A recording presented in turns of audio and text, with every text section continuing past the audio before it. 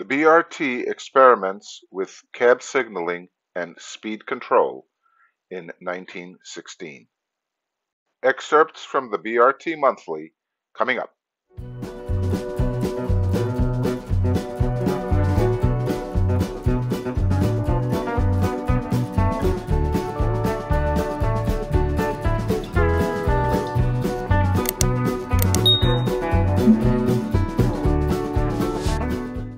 The speed control and cab signal system is intended automatically to control the speed of the train in accordance with certain predetermined requirements, and also to provide in the motorman's cab signals either in lieu of or in addition to the roadway signals, indicating the condition of the track ahead. In this system, the motorman will have more definite information as to what is required of him than in the present block system. He will also be told when the proper speed for any particular place or condition is being exceeded. Furthermore, the system will enforce obedience to the predetermined requirements as to speed. The tracks in signaled territory are divided into sections or blocks somewhat longer than the braking distance at the maximum speed set up in the car. Track circuits are installed throughout these blocks by means of which the presence or absence of a train in the block is indicated, and this indication is transmitted to the devices on the car by means of a shoe on the car which makes contact with a short section of contact rail called a ramp block section. Both the shoe and the ramp used in this system are entirely separate from and independent of the third rail and shoes used for propulsion. The devices comprised in the speed control equipment are as follows. A. The selector, consisting of several levers which make contact with the selector ramps in the track and are moved, thereby making or breaking electrical contacts which set up a predetermined combination of speed and braking distance. B. The governor, which is geared direct through a universal coupling to the front axle of the car, and which also makes or breaks electrical contacts which control the brake equipment of the car. C. Relays, which are controlled from the track through the shoe and ramp at the entrance to the block and in turn control the cab signals and braking equipment. D. The shoes, which make contact with the ramps at the entrance of each block and are located at opposite corners of the car on the outside of the trucks and close to the track. These devices, together with certain auxiliary devices, such as resistances, are conveniently located near one end of the car.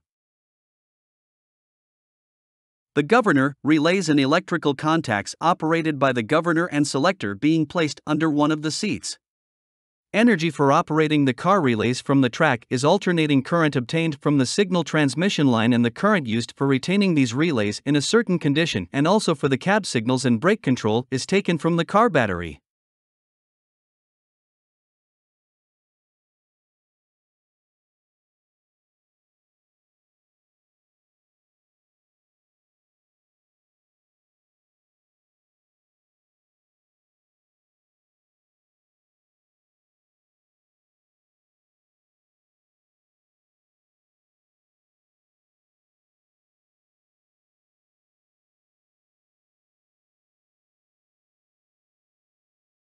The cab signals will be as follows. 1. Proceed, a green light which will indicate to the motorman that conditions ahead are proper for the train to run at the maximum speed provided by the combination which is set up on the car at the time. 2. Caution. A yellow light which will indicate to the motorman that he may proceed through the block but must so control his train that he may stop at the end of the block, if necessary, depending upon the signal he receives at the end of the block. 3. Audible. A whistle which will sound when it is necessary for the motorman to make a service application of the brakes to avoid an emergency application being given automatically by reason of the operation of the speed control. 4. Advance. A signal of distinctive character, either color or sound, as may later be determined as most desirable, which will indicate to the motorman when he is running close to maximum speed or close to the speed at which the audible signal will be sounded. 5. No signal. A white light which will indicate when the speed control equipment is not effective, as in running against traffic, running in yards, or on any other tracks, where, for any reason, block signaling is not provided. These signals are all contained in a case conveniently located at one side of the front window in the motorman's cab so that any change in indications will be instantly conveyed to the motorman, without requiring him to take his attention from the track ahead. The speed control devices will affect the speed of the train. First, with respect to the maximum speed allowed by the combination, and second, with respect to the position of a train ahead. These two conditions exercise control over the train independently of each other, though using the same devices and controlling circuits. To illustrate the operation with respect to maximum speed, let us assume that the 48 and 1600 combination is set up, that is, the train may run at any speed not in excess of 48 miles per hour and will have a distance of 1,600 feet in which to stop upon receipt of a caution signal. As the speed of the train approaches 48 miles per hour, the advance signal will be given, indicating to the motorman that he has reached the maximum allowable speed. If for any reason the speed of the train increased to, say, 50 miles per hour, then the audible signal would sound, indicating to the motorman that he should reduce speed to avoid having an emergency application automatically given by the speed control mechanism. There will be sufficient time between the sounding of the audible signal and the automatic emergency application to enable the motorman to reduce the speed of the train by a service application in the ordinary manner.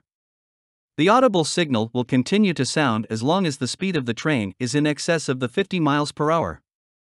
If, even after the audible signal sounded and was continuing to sound, the speed of the train was allowed to increase to, say, 52 miles per hour, then the emergency application of the brakes would occur and the train would be brought to a stop. This sequence of events would occur under the speed condition mentioned without reference to the position of the train ahead. To illustrate the operation with respect to a train ahead, let us take the case of two trains, A and B. Train B following train A at the minimum distance provided by the running schedule. Under this condition, the block lengths and location of ramps will be such that as long as train B does not get any closer to train A, the proceed signal will be displayed in the cab and the motorman can run his train at the maximum allowable speed for the zone in which he is. Suppose, however, that for some reason train A slowed down, and train B continued to run at maximum speed. The signal in the cab of train B would change from proceed to caution when train B entered the first block in the rear of train A. The motorman should then be prepared to reduce his speed on receipt of the audible signal. If train B were running at maximum speed when the caution signal was received, the audible signal could be expected in a very short time, but if train B were running at less than maximum speed, the audible would not sound until a point had been reached at which it would be necessary to make a service application of the brakes in order to bring the train to a stop before reaching the end of the block. In other words, the slower the speed, the further into a caution block could a train proceed before receiving the audible signal. A train running slowly on entering a caution block could even accelerate for a time, as the audible signal will always sound at the point where it is necessary to apply the brakes in order to stop within the block. Ultimately, this system was never implemented. Was it too expensive or too far ahead of its time? That I was not able to find any further information on. Thank you for watching, and please subscribe to this channel.